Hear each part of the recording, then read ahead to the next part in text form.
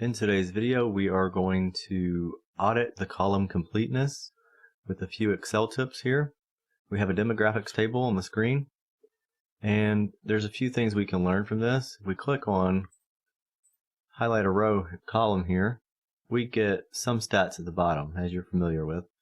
304 rows of data, but 304 rows of data compared to what? If I click on the next column, it says there's 159. So how do I know 159 of what? I can obviously see there's a few blank ones here, but what is the percentage of it? And there might be some other things you're looking for, okay? Such thing as zip code, we want to make sure that everybody has zip code.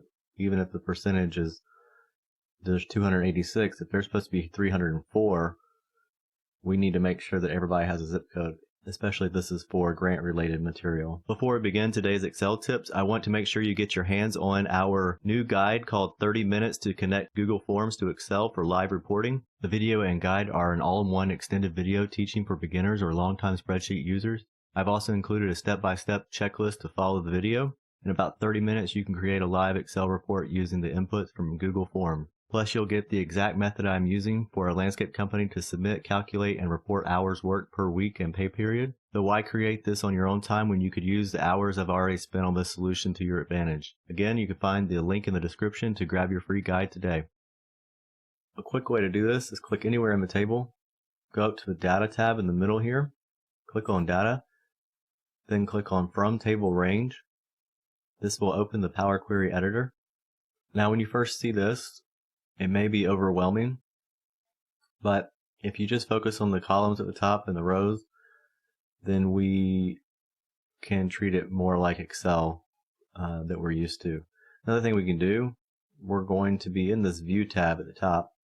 So click on the View tab, we can turn this formula bar off, and that'll give us a little less things to worry about on the screen. Okay, so now this pretty much looks the same. We can look at the columns, and we also see a count at the bottom here. But that doesn't help us. So in the View tab, we can click on this right here, Column Distribution. Look at that. Okay, so now we can see how many distinct, how many unique items, and there's a little chart here. So that's a little better, right? The other thing we can click on is Column Quality. And now this is usually where we want to look as far as completeness of a chart. Is this empty area? What percent are empty? Okay. Very quickly we can just take the scroll bar at the bottom, drag over and look for the high values. I see one here. 43% of marital status is empty. So what is that telling me? Let's see if there's any more. 49% of adults in household is empty. 62% of children in a household, and 55% of smoking status is empty. Continue on. Pregnant, 96% is empty. And 33% of ethnicity is empty. So there should be several questions you're already asking yourself of why these may be empty. For instance, pregnant, maybe the question was, are they pregnant? So it's just a yes-no question. So they're just skipping it altogether, basically. This looks like the only ones that are getting answered are the 4% of people who were yes to pregnant. What else can we see here? Again, if we look at that zip code, 8% are empty, which doesn't sound bad compared to 96% empty over here. However, this zip code may be more valuable to you as far as what your grant's looking for. Or if you have a food pantry that serves certain zip codes, how do you know if this person met the zip code criteria? Something like that.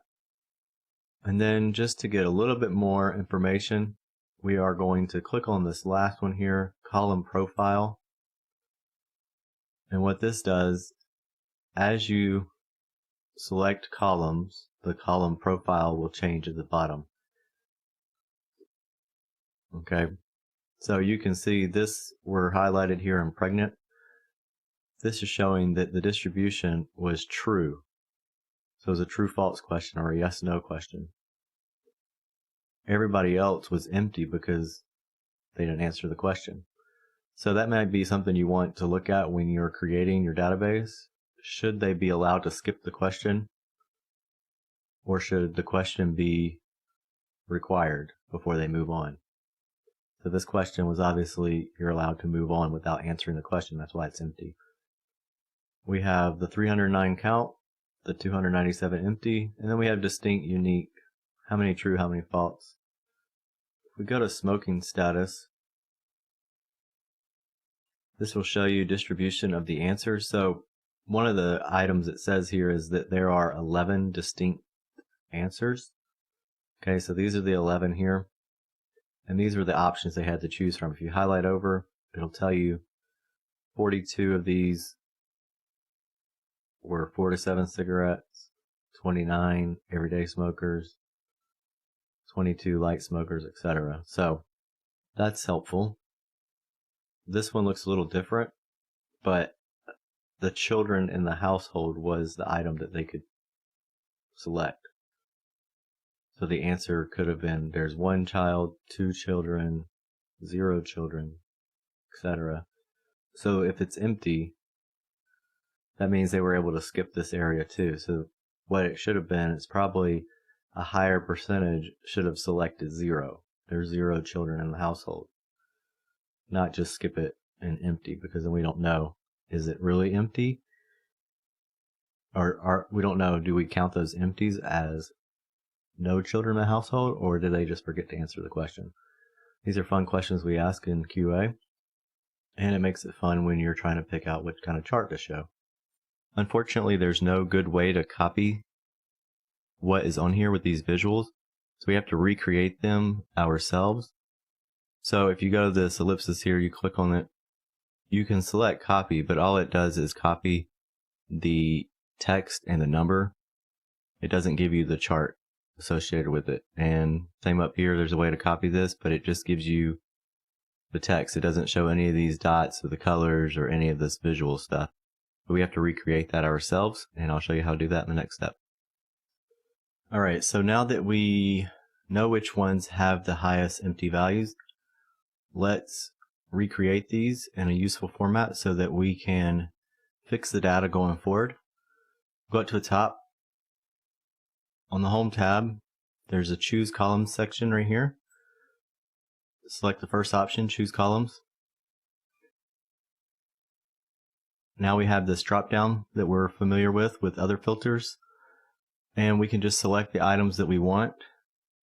So we're going to select the ID, marital status, adults in household, children in household, smoking status, ethnicity, pregnant, and the zip code. Those were the highest empty values that we had. Select OK. And then up here at the top, we go to Close, and we want to select the second option, Load To. And I'm going to go to Create Pivot Table Report. On a new worksheet, select OK. And now this gives us the pivot table options. So I'm just going to create a couple here.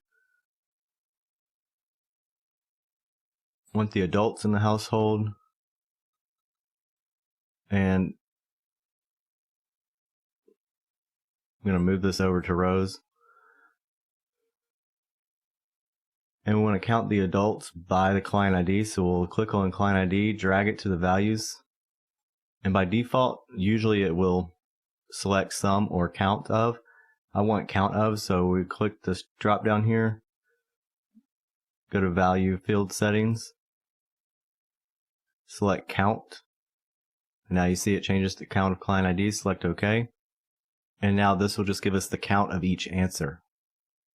So 4 times 0 was an answer, 66 times. And then the blank are the null values. So we know these are the ones that we're interested in. And then I'm just going to drag client ID to the values section again.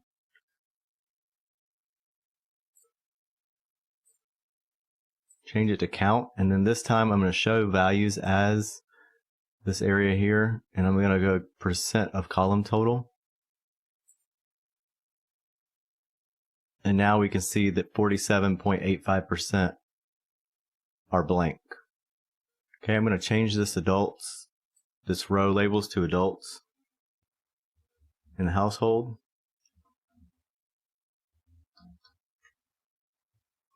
And so now we can see a better picture of this. We can see what the total count is and what the percentage is. So we know that there's 53% missing that we need to correct.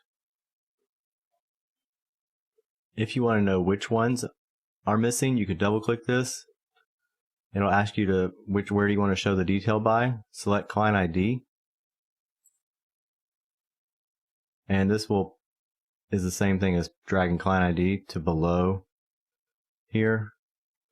What happens is now you can see which client IDs need to be fixed. So this could be the list that you send back to your team to have them correct it. So I like this format here. There's a few things we could change here, but usually when you're doing this type of analysis, it's just for yourself, and then you make it into a different format for the rest of the team to understand. But if you wanted to change these headers here, you just click on each of them, type it in here. I'm going to make a few copies of this by dragging and highlighting. And then I'm going to come over just to the border here where you see the cursor going to the 4 arrows. I'm going to select Control. It shows the plus sign. And click on it and drag over to make a copy of this. Now we have an exact copy. I'm going to do it 2 more times.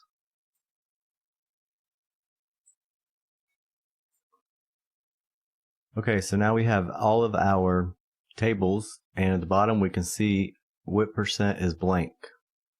And then this is what we want to fix. Again, you hit this plus. Let me zoom in here.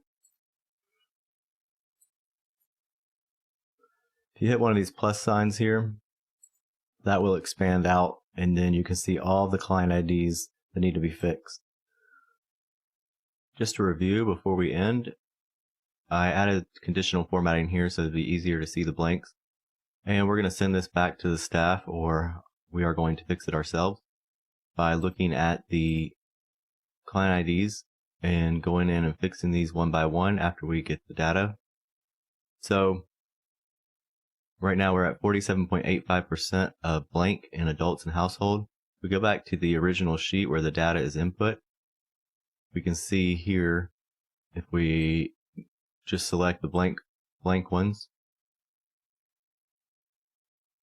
and we start to fix them. Let's just put 0 in for a few of these. We'll just drag it down.